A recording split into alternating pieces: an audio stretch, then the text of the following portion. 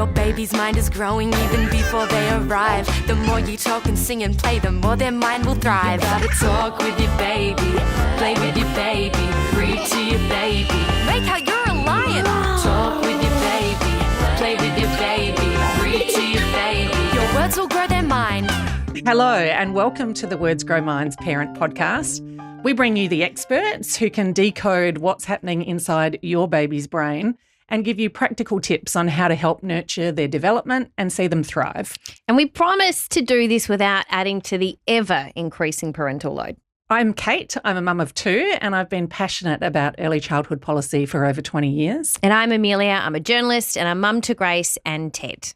Kate, what are we talking about today? Well, it is another biggie today. We're talking about toddlers, tantrums, emotional regulation, dysregulation, why our little children have very big feelings and the best ways that we can support them and indeed ourselves throughout it all. It is a wild ride, and it's not just the tantrums and meltdowns, although they are very wild. It's the boundary pushing and testing limits, which we know it's a natural and healthy part of development, but let's be honest, it's hard. It can push your buttons as a parent, and it leaves you feeling pretty dysregulated as well. To help us navigate these tumultuous times with our babies and toddlers is someone with decades of experience coaching parents and kids through the really tough stuff. Today, we're joined by Madhavi Nawana Parker. Madhavi is a behavioural consultant, counsellor, director of Positive Minds Australia, an organisation which is focused on building resilience and connection. She's written many books on social and emotional wellbeing and is a sought-after speaker in workplaces. Her Australian curriculum-approved program, Thriving Minds, is being used in classrooms to help teachers and parents support their kids with managing big feelings and the inevitable challenges of school life. And she's got 3 kids herself. Sure do. Madhavi Nawana Parker, thank you so much for being with us and welcome to the Words Grow Minds Parent Podcast.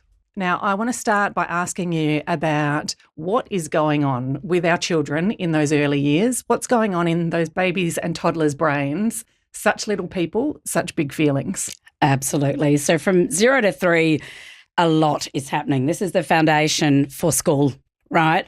And so this is the most critical time. This is when they're starting to learn that people are real and their feelings are real, and they're starting to develop a sense of humour, they're developing their language, and they are connecting with us. So it is absolutely crucial that we know exactly how to handle those big feelings at that time, because the big feelings are massive. This is the hardest point for us as parents. What is a tantrum though? So how do we know when our kids are in that moment? A tantrum's a protest, Amelia. It's just saying, no thanks, I would like you to say yes to the thing you just said no to, or a whole bunch of other things that we don't know are going under the surface. So because their brains are not fully developed at that point, unfortunately, I hate to say it, ladies, but it's not till you're 25, right? So in that moment, what's going on is they're just living their happy little life with their own agenda, and you say no, or you ask them to stop doing something that they're enjoying to probably do something really unpleasant like, hey, hon, let's go home from the playground and have a nap. Yeah, no thanks. No, I do not want to do that. So that's what a tantrum is. It's an inability to handle for them the excruciating pain of not getting what you want. That is how young and immature they are. It's very difficult for them to understand our perspective and our agenda. Can I ask though, so all children go through these developmental changes, but not all children have big tantrums in the same way. And I can say my children, same parenting, same parents, but they've had very different reactions. Why is it that some children are the throw themselves on the ground in the supermarket, explosive? Yes. Yep. You know, does that say something about them? What's going on there? Yeah, great question. So here's what's going on there. So firstly, let's just think about how great do we feel when we get that kid that doesn't lose the plot, that can just manage it. It's like, oh, I'm such a good parent, but we'll always get at least another one that cannot manage their emotions. It's just Murphy's Law, right? So you know, if you think you're doing a great job and you've got one child so far and they're really regulated, just wait. It's just how it is, right? And so the thing that's happening behind that is temperament. Now, we are all born with this temperament. And that is a fixed thing across our lifespan. And right from zero, the moment they're born, and anyone who's got more than one child will be able to say this. Like our 3 kids, same face, they look exactly the same. They all came out, 2 parents, same parenting style, as you mentioned, Kate, but completely different temperaments. So that will mean that they'll have a different sensitivity to how they cope with different situations. So the less sensitive temperament, a child who's just came out of us, a little bit more sunny, with a bit more of a sunny disposition, a bit more chilled, they're those babies in the nursery. They just go, wah, and then you just give them a little pat and then they're fine. And then there are the other babies. Where do you get those ones? Yeah, maybe after the 4th or 5th kid. But like, then there's the ones that are just screaming their guts out. Now, we can tell from 0 to 3, these are not choices that they're making. This is a natural temperament that they were born with. Some of us are more sensitive. Some of us hear things louder. Some people feel things deeper. And as they get older, some kids think more about things. Other people can just leave it behind. And so that's the explanation. It is temperament. It is, our disposition. So does that mean we should be approaching different temperaments in different ways? And it's so annoying, isn't it, Amelia? The answer is yes.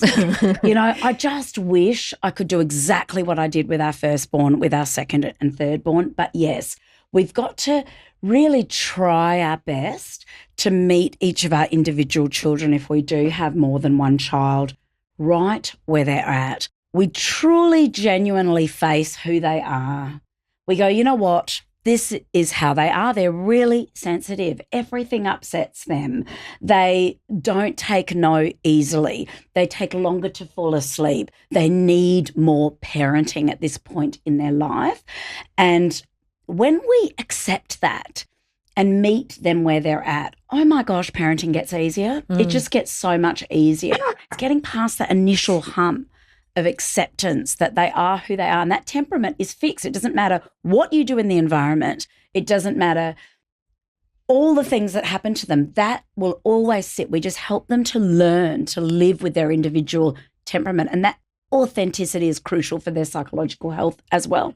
Can I just ask a question around, people talk about the terrible twos. People talk about, I've got a three-nager. When does it peak? And is there a peak? Have you done any charts? Is there a point where parents can say, okay, the worst is done? I mean, obviously that varies from child to child. I would love to say to you that you're done at 3. Every stage, right, of being a human comes with its own challenges. And we know this as women who've gone through all the stages, and then we have babies, and then we're managing our careers and our children.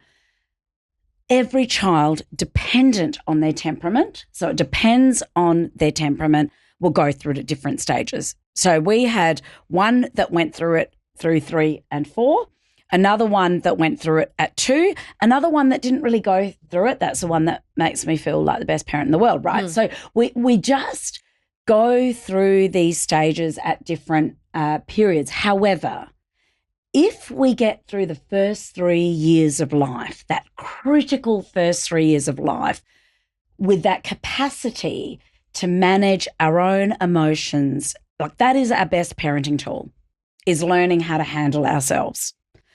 And if we can then model how to handle uncomfortable emotions to our children, not all the time, none of us can do it all the time, including me, and I've been doing this for a very long time, decades, as Kate mentioned. Do you want to edit that bit out?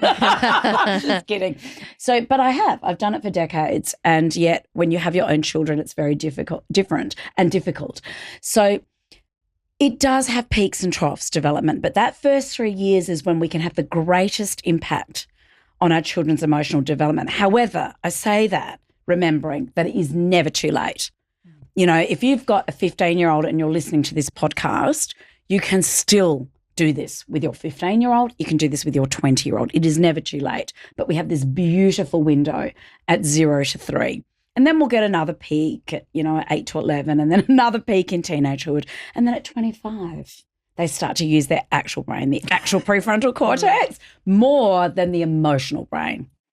So when you say, let's do this, let's get into that. How do we've established that it's not, kids just being naughty and they can't handle being told no. It's so much more than that. How do we meet them where they are? Yeah, the best way we can meet them where they're at is by actually consciously deciding to do that. And the hardest thing in that moment is that we don't want to. Do we? Because we're looking at them, and don't forget, we've all been parented. And if you're parenting with another parent, they've also been parented. So you're bringing these two styles of being parented into your parenting relationship. And you see, we inherit the parenting models of our parents. And it's in our blood. It's in our neurological wiring. And here's what happens, Amelia, in that moment. And it's important for us to remember this before we go, right, what do I do? Because if we go, right, what do I do? It won't work. And I would be a dishonest person to tell you, do this, do that, and it's all going to be great. What we've got to do is actually face the fact that we inherit these. And what then happens, folks, is when we are under-resourced, which is during the critical moments of parenting, your kid is cracking it. You've got to be somewhere in -4 minutes and they are losing their mind because they don't like pink today. They liked it yesterday. They don't like it today, but they will like it again tomorrow. You've just described my morning. Thank you. Yeah. I hope that was validating. So in that moment, you're under-resourced emotionally. So what this means is that is exactly when we fall back to our parenting models. Now, if you're parenting with another person, they're going back to their models, you're going back to your models, so probably both looking at each other like, what are you doing? And then trying to overcompensate for each other in that moment. So this is where it gets so tense.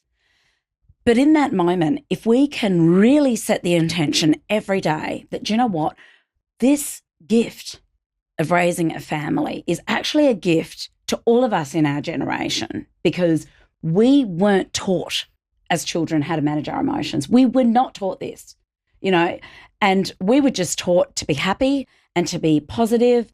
And if something bugs you, here, have a biscuit or watch some telly or do something else with your feelings. Don't feel it, move on from it. So we've got to be really self-compassionate through this process. Self-compassion is crucial to go, actually, I was not trained how to do this, but I am going to change it for this generation. I'm going to take all the research on the brain, particularly in that first 0 to 3 years, but lifelong, right? To have this relationship with my child where I'm authentic. And when I mess up, because we will all mess up and get upset, I'm going to own it. And I'm going to say, I'm sorry. And I'm going to say, I'm sorry I yelled. You didn't deserve that.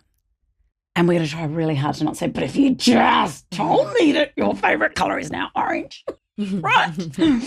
We try not to piggyback on those things.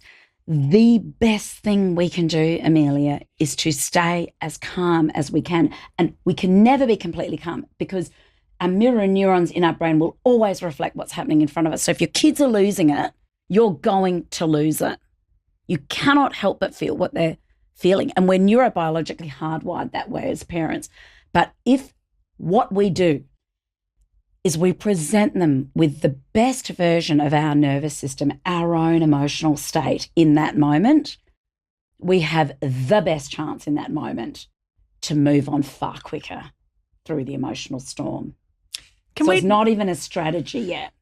You're just trying to manage yourself. And even if you're not managing yourself perfectly, you're showing your child you care about their emotions at that time.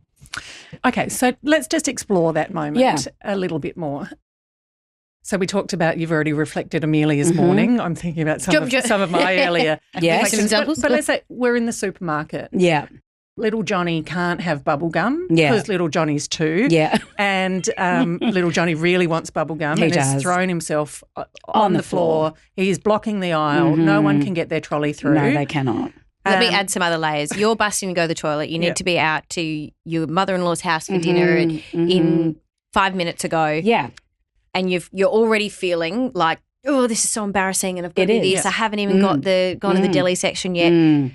What do we do? Yeah, 100%. So you're going to look at little Johnny and you're going to do your very best. And you're going to rehearse this before you go to the supermarket because it's inevitable that little Johnny's going to want something, right, that he can't have. Because he's 2 And 2-year-olds don't particularly care about whether or not bubblegum is for a 2-year-old. There is no point explaining to little Johnny that little Johnny might choke or that mummy's not buying you bubblegum or daddy's not buying you bubblegum. In that moment, little Johnny needs to be heard.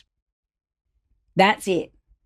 So his emotional need in that moment is, are you listening? Do you realise he does not care about your mother-in-law's house? He does not care how late you are for work. He does not care how exasperated you're feeling in that moment. Little Johnny can only care about himself because he's 2. So in that moment, you look at little Johnny, and I've done this so many times with my children, right? And I cannot tell you the payoff for later on in their emotional development when you get this stuff early. It's embarrassing, yes, but let it go. We're all going through this storm, right? And that other parent, I see it as a gift. I'm like, you know what? I'm gifting your sanity right now because it's my family. And you're thinking, yes, it's not me. Yeah. And they're giving you that sympathetic look. So see that as a gift. But in that moment, you say, Johnny, you really want the bubble gum. Now, that's obvious to us.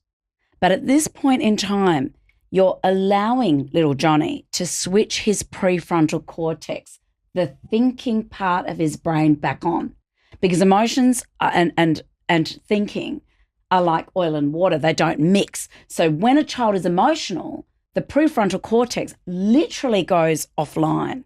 So all you're doing is you're meeting him where he's at. You're restating that to little Johnny. Now, if little Johnny was 1 and asking for the bubble gum, language is different, but still so important, right? We know we've got to talk and use emotional conversation. We need to label emotions, but we would simplify it a little bit and we'd remove the sentence part. You might say, sad, bubblegum, sad. So he's not going to then go, gosh, thank you so much. What a relief. I now know what I'm thinking. Little Johnny is still going to be upset. But little Johnny is going to calm down much quicker when you show you care about his problem. Like us, right? You know, we were all chatting before and we were talking about parenthood together. And we're all just looking at each other, oh my gosh, yes, me too. We were having this beautiful conversation. We could understand and care about what each other had gone through just to get here. Yeah, this is before we started recording. Before we started recording, right? Because this is the true nature of being a person on earth and being a parent, and it's the true nature of being little Johnny who wants something he can't Connection. get. 100%, Amelia. Remember, first 3 years is all about connection, all about, can I trust this person with all of my hard things? And the hardest thing from 0 to 3 is feelings. There is nothing harder. Actually, for our whole life, there is nothing harder. But we have this mental dialogue. We know what's happening. When we're sad, we know why we're sad. And we have this beautiful ability as we get older to get calm from sadness and anger and anxiety. But they don't. We are all they've got. We are it. So what you're saying is that sometimes for kids of that age, or all the time, they're feeling these feelings, but they haven't necessarily connected it to the situation. Definitely not. And it's just so automatic. I want something, I can't have it, and nobody seems to understand how awful this is for me right now. And now I'm so upset that I have to remove the toxicity in my blood from emotional distress. So when we're emotionally distressed, our blood is full of neurochemical fuel associated with that emotion. So now I feel so disgusting. I have to get it out. Now, that's when they throw. It's that moment of, oh my gosh, I cannot cope. So now I'm releasing all over you, all over the floor, out of my mouth. And so that's what's going on. So that's a very real thing, this feeling of I just need to move 100%. My body. However, Amelia, if little Johnny is asking for that bubble gum at 2, and because you're so embarrassed by the fact that he's losing his mind, or you're just having one of those days, and we all have those days where you just think, please let it stop. And you buy little Johnny the bubble gum. Yeah. That's the moment where you're reinforcing, oh, big feelings might get you what you want, rather than big feelings are a normal part of life and I care about your big feelings and I'm going to help you through them. That's the message we want to give. But if we buy little Johnny the bubble gum at that moment, little Johnny's going to start to develop in his own little way. Hang on a sec. I really want that thing. So at this moment, I'm actually not too dysregulated because Mummy never lets me get bubble gum except for that one time. That's all they need, isn't it? Why is it that we've got to repeat and repeat emotions coaching, but we mess it up one time and that's the bit they hold on to, right? Yeah. So have I ruined my child? Yeah, I've done that many times. I've done that many times. I just need this to stop. Yeah. I need to get in the car, whatever. You can, not the bubble gum for 2-year-olds. I just want it noted just for any let's get health that in authorities. writing. But, no. you know, there have been occasions when of course, totally. we just do that. Of course. There are so many occasions that between the three of us, we could sit here for, 15 days talking about the times when we've responded to something in a way where afterwards in hindsight, and hindsight's a beautiful thing, isn't it? Because you're not in the thick of emotion. No, you have not ruined your child. And I think that's what I love about parenting and raising a family is we're role modeling to our children that there is no perfect person. And I think that is a crucial thing for this generation to see because they're looking at the highlight reel of everybody else's. It's good for us as parents as well.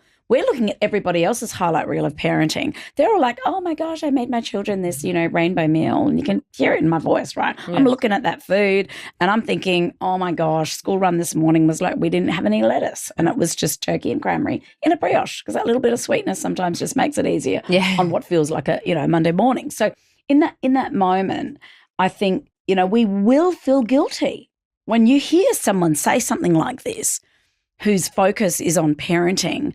But that's all part of being a parent. And if you can just keep every day, I just try to do better than I did the day before. And every time I learn something, I give it a crack. And then the next day, because it's a Thursday and something else is going on, it doesn't work. I don't use the strategy or the strategy doesn't work. But it's not helpful to think I've ruined them. I messed up. Why didn't I do that? Oh, I wish I'd heard this when they were, 1. There is no point because it is never, ever, ever too late.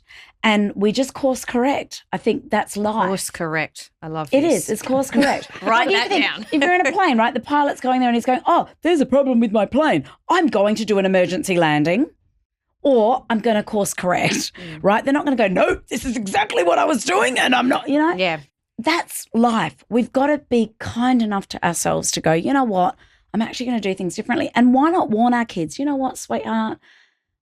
Sometimes I find it so hard. It's got nothing to do with you, but I find it really, really hard when your feelings get big because I never really learned how to handle my own big feelings. So you're learning and I'm learning at the same time. But you know what?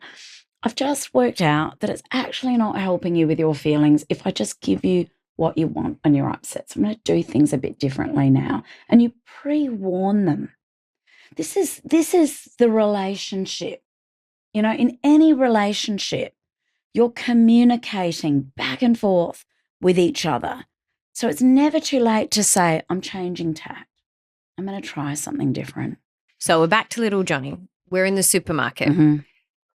Why is it that saying something like, calm down, Johnny, it's all right, stop crying, or, all the things, you're just in that pressurized moment and you're like, just stop crying, Why do these things not work? They don't work sometimes they will work, mostly they won't, but they won't work for the better emotional health of your child ever, all right? The reason it doesn't work is it's your agenda. And little Johnny cannot consider your agenda. So when you're telling him to calm down, that's actually your agenda. He's not even thinking about his feelings. He's thinking about the bubblegum. So it doesn't work because you're trying to make him feel better by reminding him what he needs to do. But don't forget, when little Johnny's emotional, he cannot think. So you're now talking to a dysregulated person who cannot think. They can only feel. He's still feeling and only feeling. And that's why it doesn't work. All right, we've got some good stuff here. I've made many notes. Let's take a quick break and we're going to come back to, as a parent, how you can help yourself when you're feeling dysregulated as well. Your baby's mind is growing even before they arrive. The more you talk and sing and play, the more their mind will thrive. Every time you interact with your child, you're helping grow their mind. For more information, visit wordsgrowminds.org.au. Well, welcome back. Now let's talk about us. Let's talk about parents and parents having big feelings too when all of this is going on. We want to talk about how do you stay calm? Like, it can be really annoying. It can be really embarrassing. There's a sense of shame that other parents may be judging you. Do you have tips on parents and our own self-regulation? 100%. So first of all, you won't be calm all the time. And really, it's not our job to be completely calm. You will still feel dysregulated if a child in front of you is dysregulated. It's just telling yourself in that moment things like, this is not an emergency, because most of these things aren't. Your brain really needs you to give it a command in that moment to calm down. See, at that moment, what we're usually thinking about, Kate, is why won't they just put their shoes on? Oh my gosh, everybody's looking at me. We're so late for this appointment. Everybody's staring. So if we're thinking like that, whatever we think leads to an emotion. So that emotion with all of those thoughts is going to be anger, resentment, frustration, and we will continue to strengthen those emotions in us. So in that moment, again, what we're trying to do is see it from their perspective. And what we do is, my child is struggling, little Johnny's struggling. And when we do that, we love little Johnny, right? We love our children. And when we reconnect with them through love and relationship, that's when we start to go back into soothe mode. But the other piece to this is we've actually got to learn to master our emotions outside of parenting, because we're trying to do the deep breaths and all of the stuff and all of the strategies when we're in the thick of it, which is when we can't really do it particularly well. So we've got to make a commitment to ourselves with self-compassion. I wasn't taught this. I'm going to learn how to feel better no matter what is going on around me. Parenting is stressful, so it is going to dysregulate me. It would be weird if you did not feel dysregulated as a parent. We expect parents to feel dysregulated because we love our children and we want to help them. So it is about very much, and it's a well-being thing, right? And well-being's personal. For some people, it's yoga, it's waking up 30 minutes earlier than your kids. It's different for everybody. So you've got to work out what works. But one of the best things you can do is give your stress, your emotions a job. In that moment, you've got extra energy, right? Because you are full of emotions. So if in that moment you can do something, whether it's filling your water bottle, taking a sip of water, wiping down a bench top, chopping something up as least aggressively as you possibly can. But, if you can give your stress a job, we know movement, activity, it helps process the neurochemical fuel in your blood that is causing your prefrontal cortex, the thinking part of your brain, to switch off, to get you regulated again. But movement, music really does work. I make sure, we have music on in our home as much as possible. Positive, uplifting, happy music. And so that's on before everybody wakes up. So in the background is this state of joy created by the incredible musicians. And so there's always that to uplift the mood. See, I love that your tips are have a sip of water, listen to music, not go and do a yoga class. Yeah. Can you get a hobby? Can you meditate The number for of 60 times minutes beforehand? Exactly. I'm lucky if I wake Yeah. up before those kids. Exactly. I love the line of give your stress a job. Yeah. Because that can mean so many different things to other people. Yeah. And I guess one of the other takeaways I'm picking up here is, you know, you've got to do what's best for you, but you've really got to notice what you're lacking when you feel in that moment of rage. I'm going to be real with the word rage. Absolutely, Amelia. There are times where, and I'll say it, like you've met their rage with your own. Absolutely. You just, you might be hungry. You might not have slept. You've got your boss calling you and you can't answer because kids are screaming in the background. And there are all these different things. And I think it's giving yourself a bit of grace. It is. And working out where you can fill up, but it's different for everyone. So it's not just for this everybody. meditation and all the unrealistic things. And it is unrealistic. If you've got a small child, you know, we are their most precious resource. They rely on us for everything.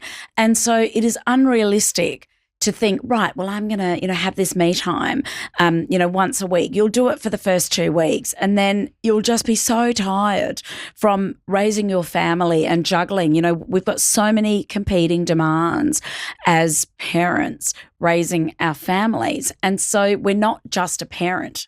We're usually a whole bunch of other things to a whole bunch of other people. So yes, find what brings you some joy and find what brings you pleasure. So, you know, if it's making a cup of tea, that's giving your stress a job. If it's quickly putting on a really funny podcast with one thing in your ear and covering it up and your child doesn't know you're listening to the really funny thing, but it's regulating you. Yeah. And if you are then smiling, you see, because we're giving our nervous system to our children, that's the thing that they're going to catch from us. So if we're in disarray, which we will naturally be as parents, that's what they're going to stay in for a bit longer. I want to just veer a little off track here. As a parent, and I'm so happy to put my hand up, you have these moments where you've had a full-on day. It was meant to be a nice day. We're just going to the playground for a play date. And it's all just gone a little downhill and you're at home that night, kids have gone to bed finally, and you're just like, how did this happen? And you do what a lot of people do, and you open Instagram or whatever it may be and you're looking at, you know, the pages you might follow in your feed and they give you these scripts of things to say. And it's funny, I've definitely looked at them before and I've taken it again and I've read it, you know, not read it, but oh, yes, I see what you're saying. Yes. You say these things and I don't even believe that. Yes. Do you find some stuff's helpful on socials? What's your advice there? Because I think people a lot of the time just want someone at 8:30 at night to tell them they can fix it. Of course, some of it is helpful. A lot of it is helpful. But the person that's advising you is not the parent of your child.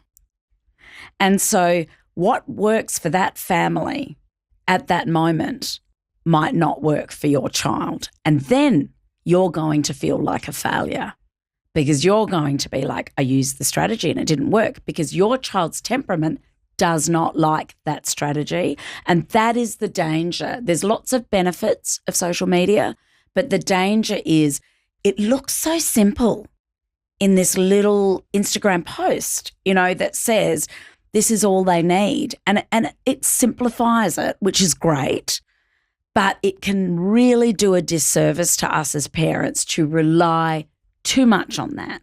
The most important thing to rely on is your gut and conversations, if you are parenting with another person, with them, and authentic parenting conversations with other friends and family who share similar values to you, where you can be really honest about how hard it is.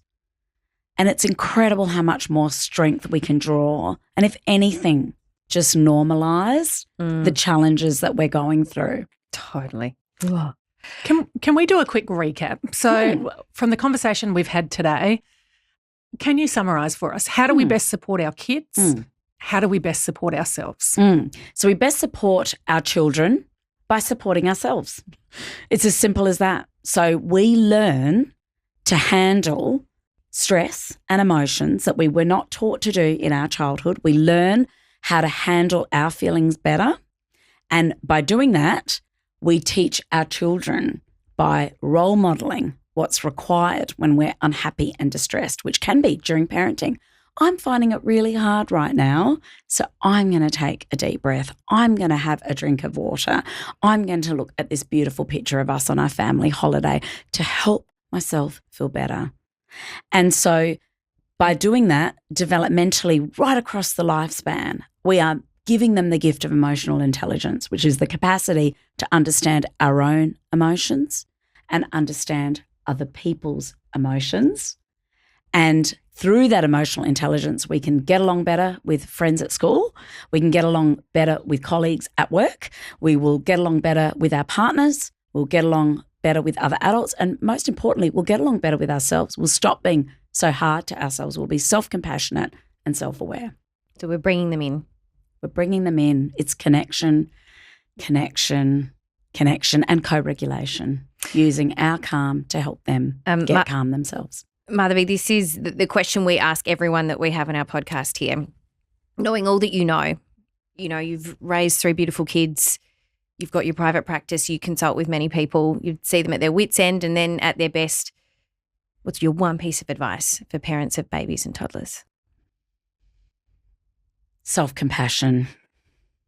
Be kind to yourself.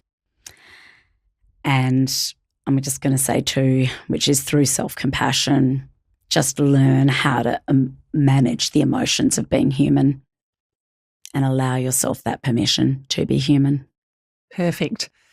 Madhavi Nawana Parker, thank you so much for joining us today. Thank you so much for having me. It's been an absolute pleasure to speak with both of you. Very grateful for your time today. Thank you. Well, Amelia, what did you take away from that chat with Madhavi? I've taken away a lot. I've got a page of notes. One thing I loved is her emphasis on compassion for parents, course correction. You can always turn the bus around. It is the nicest feeling that you haven't ruined your kids. It's a one-off and you can change. And one thing, she said before to us was repair, rupture repair. It's going to happen. You're going to snap. You're going to have those moments where you didn't, react to a situation in the way you wanted, and that's okay. It is okay to apologize. You're teaching your kids how to behave in that moment when you do it. And I loved, and this is one I'm going to take away with me, is give your stress a job. When you're in those moments where you just feel that rage boil inside of you, or, you're worried you're not going to react the right way, give your stress a job. Yeah. Do something, cup of tea, whatever it may be.